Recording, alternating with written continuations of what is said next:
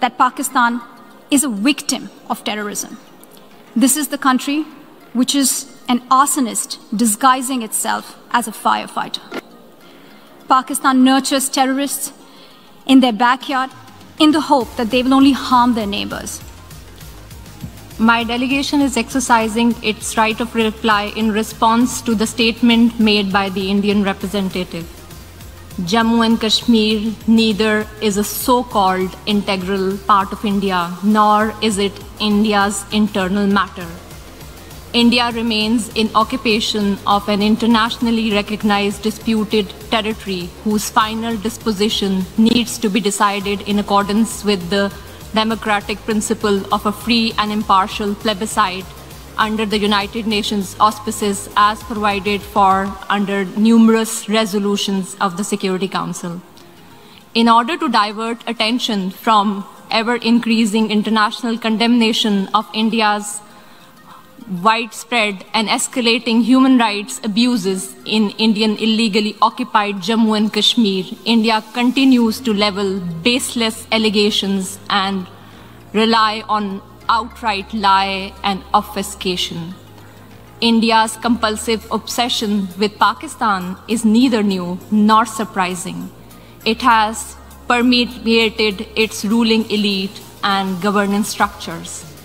But there is a method to this obsession, as it underpins India's electoral and foreign policy under the ruling RSS-BJP Hindutva-inspired government.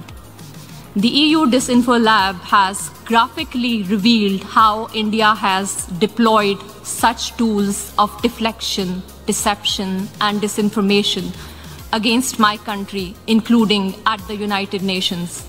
Mr. President, India's violation of human rights in Indian-occupied Jammu and Kashmir are well documented in the two reports of the High Commissioner for Human Rights. Since 5 August 2019, the High Commissioner has urged India to unlock the situation and fully restore the rights that are currently being denied to the people of the occupied territory.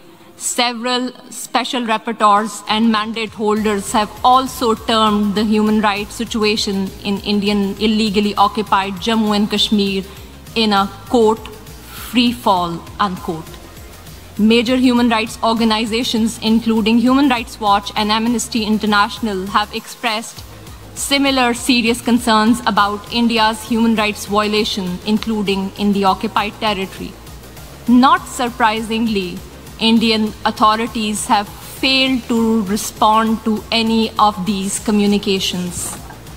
In fact, a witch hunt has been launched against those who dare to report these crimes. Only last year, Amnesty International ceased work in India, citing constant harassment at the hands